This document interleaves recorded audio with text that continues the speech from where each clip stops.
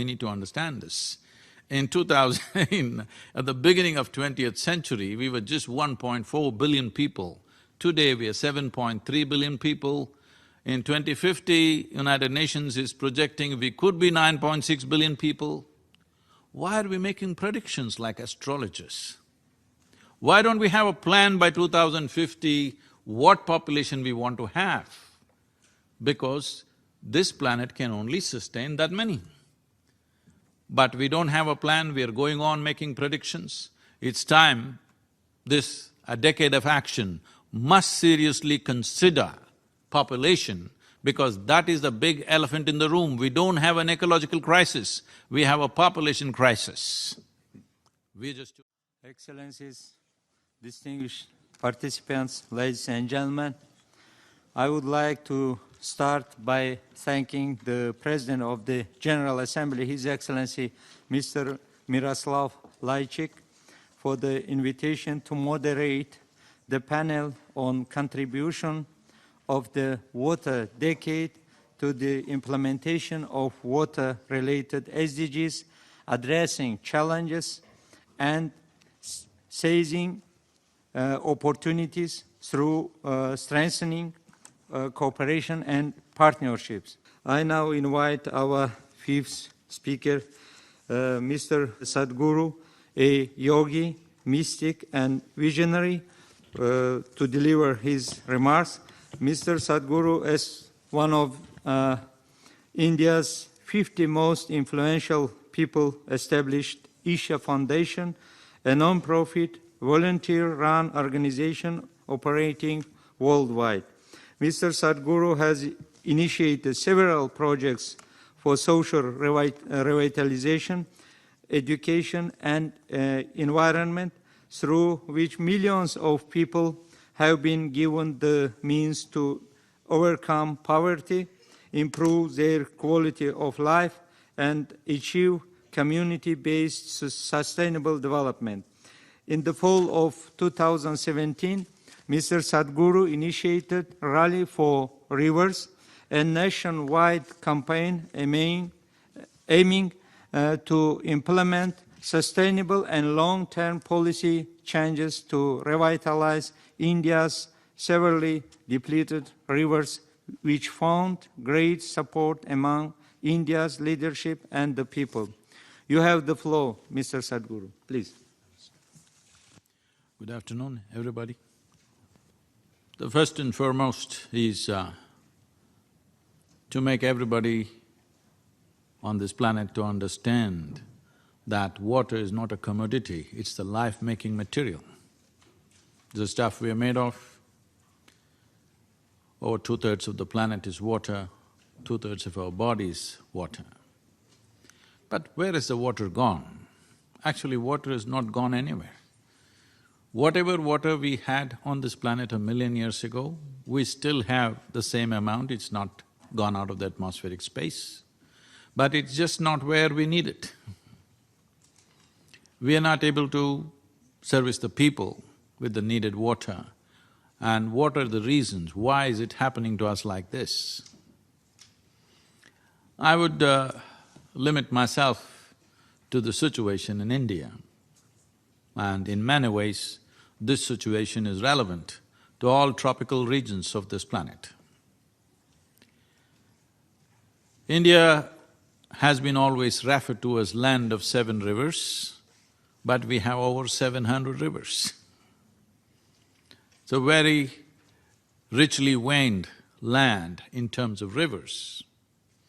But in the last 50 years, the depletion of rivers on an average has been nearly 60% of depletion of water has happened in the rivers.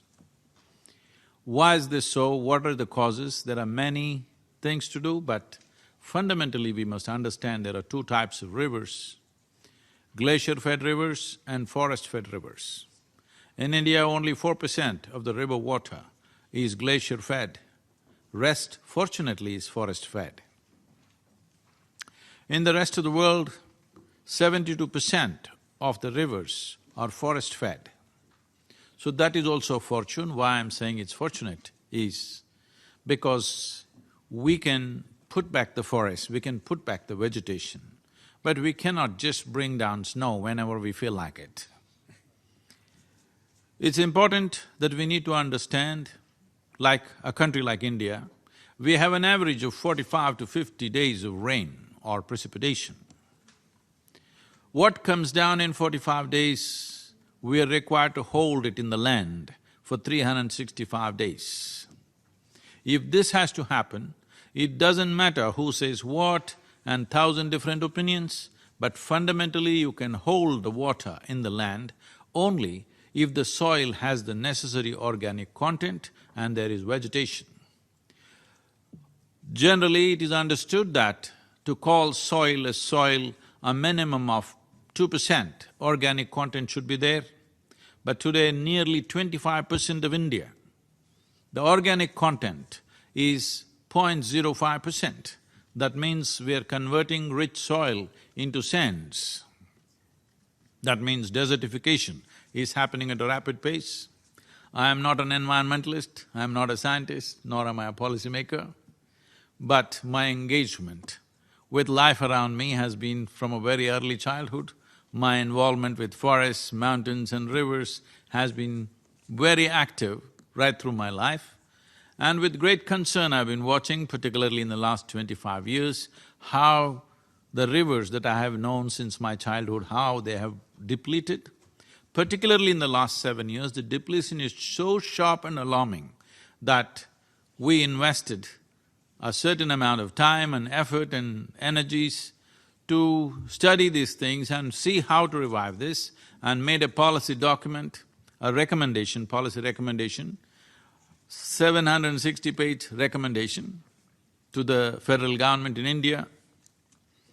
It is heartening to see that there is a broad understanding about this in state governments and in the central government. When we presented the policy document to the Prime Minister at 6:15 in the evening, last October 2nd, next day morning 11:30 we got a call from the Prime Minister's office saying that they want a soft copy because Prime Minister has formed a special group to look into the policy. So obviously, the enormity and the urgency of what needs to be done is definitely gotten into the minds of policymakers at least in India. I'm sure it is on, with the concern with which everybody is speaking from various nations. This urgency and enormity of the situation has sunk into all of us. So we know what is the problem. We generally know what is the solution. It may be little more specific to each nation and each geographical location, but generally we know what is the solution. Now the problem is implementation, the problem is getting everybody's cooperation, the problem is the size of the solution. How do we put it on the ground? This is a big problem. So one thing is definitely every nation in collaboration should form, because ecology is not something that respects national or political boundaries. Rivers don't have boundaries, whether of states or nations. So to be able to form an international policy, maybe region-wise, tropical region and subtropical regions and temperate climates like this we could make, but a comprehensive policy that everybody will agree to and start implementing, because a time has come that in the next… It's really a fantastic day today that we are talking about a decade of action, not decade of talking, a decade of action, which is a very good terminology and very good intention. Now we have to get into action. Obviously, United Nations does not have geographical presence, it is the nations on the ground which need to act. So whatever the advisories, whatever the decisions made must become policies in every nation. There are a variety of situations in this which are culturally linked, and we have to be sensitive to this, otherwise it won't work on the ground. So one thing we're doing in India is, one simple solution we offered is, in the riverine land in India, 25 to 27% is still owned by the government. So we are talking about all the government-owned lands except for allocations for next 50 years of development. Except for that, everything else must be converted into forests. The remaining nearly 70% of the land is farmland. You cannot ask a poor farmer who is fighting for his survival to save the river or ecology or the world. So, we have an economic plan with significant ecological impact. That is, a minimum of 1 kilometer on either side of the river should become tree-based agriculture. We have in small models proven that by moving from crop-based agriculture to tree-based agriculture, the farmer's income can go up anywhere between 3 to 8 times. And this is an economic plan, but significant ecological impact will happen. There are encroachments, there are sand minings, and there are various other things. For all these things, we have a policy recommendation. These recommendations are very implementable and practical, which is relevant to every tropical nation, as I said earlier. But the important thing is we need to understand these are two types of rivers. We have forest-fed and glacier-fed. Glacier-fed rivers, we just have to look up and pray that something right happens. But forest-fed rivers, we can revive. Fortunately, it's more than 70% of the world's rivers and over 90% of Indian rivers are forest-fed. So, getting them back is not such a big challenge if there is a committed approach to this. Maybe we will not be able to put back forests, but we can definitely put back tree cover in the form of tree-based agriculture. For example, India is right now importing nearly $7 billion worth of timber. So we are trying to get a policy across that there was a colonial policy that if you cut a tree on your land, you can't transport it, you need permission to do it. We are trying to take away these old rules so that people will be encouraged to plant forest trees on their land because it'll be an economic proposition. Without making ecology, without marrying ecology and economy, there is really no solution, because if there is no economic benefit, getting the masses involved is not going to happen. A dynamic policy is needed, but very important thing is a mass involvement of people. Without people's participation, this is not going to happen, and people's participation will not come unless there is economic benefit attached to it. So talking about saving the world, we can give any number of lectures, it won't work. The reason why India responded the way it responded to Rally for Rivers, because it was an economic plan. 162 million people participated in a 1-month-long rally across the country. Probably this is the largest ever for any ecological movement, because ecology means it is a concern of a handful of people who are worried about the future, we are worried about the present, that is the attitude. If you want to describe these two dimensions, people understand economy as today's issue, ecology as next generation's issue. No, ecology is this generation's issue. This has to be made an urgent possibility, and whatever we do, unless we make ecology into a lucrative process for the large number of people involved in it, large masses of people will never involve themselves in making this happen. When we look at the water depletion that's happened, we live in southern India, and the kind of depletion happened, today it's in news that Bengaluru city, which is known as Bangalore in the rest of the world, when I was a child, there were over 1,020 ponds and lakes in Bangalore city and 3 perennial rivers. I'm talking about perennial water bodies. Today, there is no trace of these rivers, we don't even know where they are anymore. Everything is built upon. And only 82 lakes and ponds existing. Out of this, 44 of them are just sewage water. Only about 36 to 37 perennial water bodies have actual water, rest is all sewage. This has happened in 40 years' time. This is what we're doing. This is the pressure of population. Human footprint has become so broad that there is no room for anything else to happen on this planet. We have to understand when we say life, we are not talking about just us, but every other life, because if insects, worms, birds, animals and trees disappear, this planet cannot exist, there'll be no life on this planet. But if you and me disappear, the planet will flourish wonderfully well. So we need to understand that in the scale of significance, their significance on this planet is far more than us, though we may be a dominant force right now.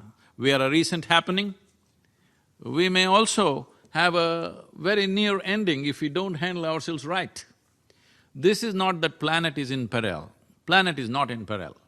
It is only human life which is in peril. Planet will recover. If we disappear, if all of us go to sleep for 25 years, everything will be back and everything will be wonderful. So we are also wonderful, but we're just little too many. We need to understand this. In 2000, at the beginning of 20th century, we were just 1.4 billion people. Today we are 7.3 billion people. In 2050, United Nations is projecting we could be 9.6 billion people. Why are we making predictions like astrologers? Why don't we have a plan by 2050 what population we want to have? Because this planet can only sustain that many. But we don't have a plan, we are going on making predictions.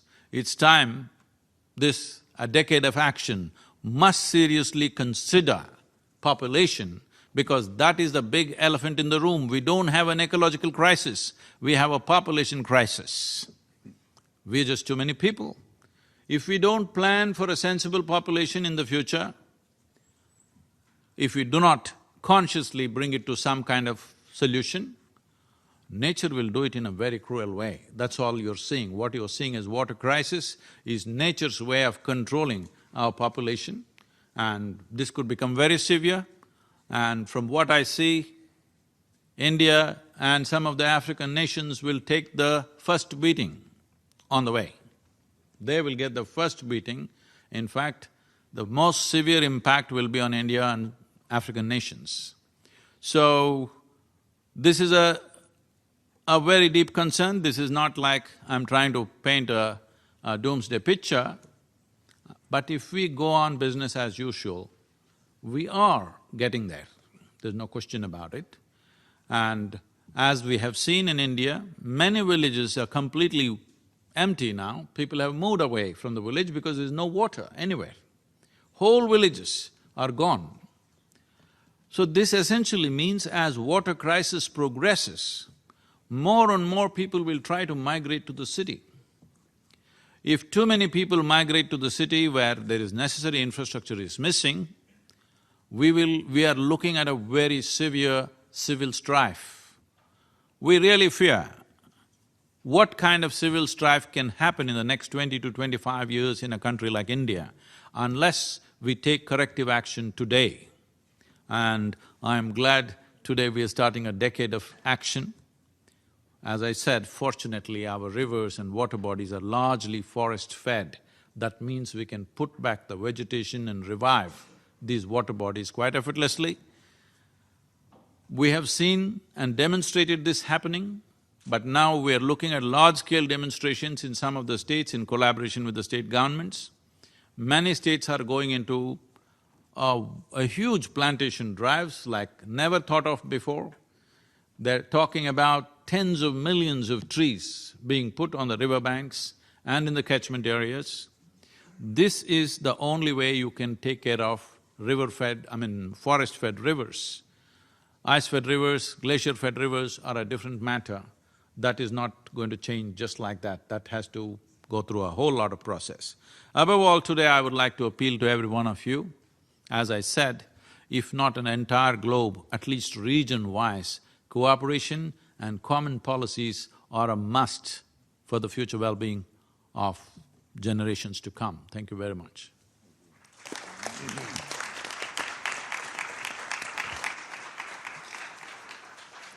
I thank Mr. Sadhguru for his very interesting remarks.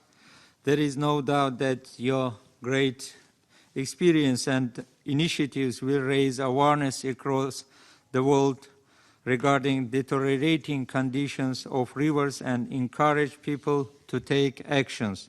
Your remarks have certainly enriched our discussions. Excellencies, dear participants, I now open the floor for comments and questions.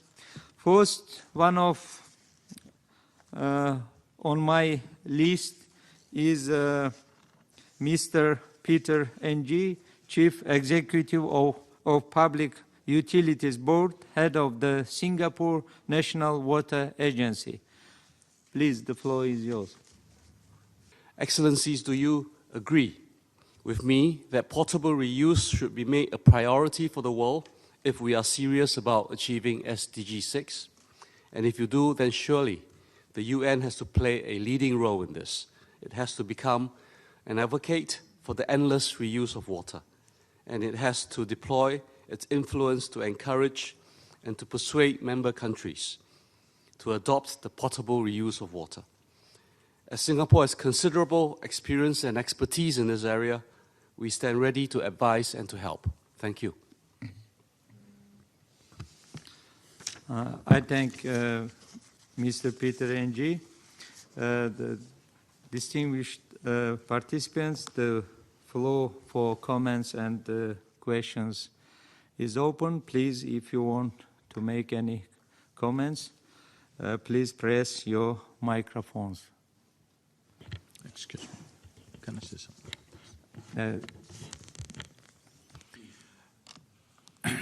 Recycling and reusing water is no more an optional thing, it's something that we have to do because of concentrated populations in cities.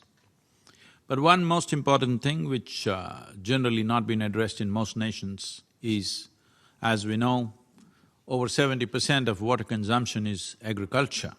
In India, it is 84% is agriculture. Shifting from flood irrigation to micro-irrigation would make a huge difference. But micro-irrigation has its problems when land holdings are very small. So aggregating the irrigation process is an important part of this. Only if we do that, water consumption could come down in a way that it's significant and noticeable. Reuse of city water, whatever domestic water we use, is definitely has to be done, there's no question about that. But micro-irrigation, moving into micro-irrigation, aggregating irrigation process is a very important step that nations need to take.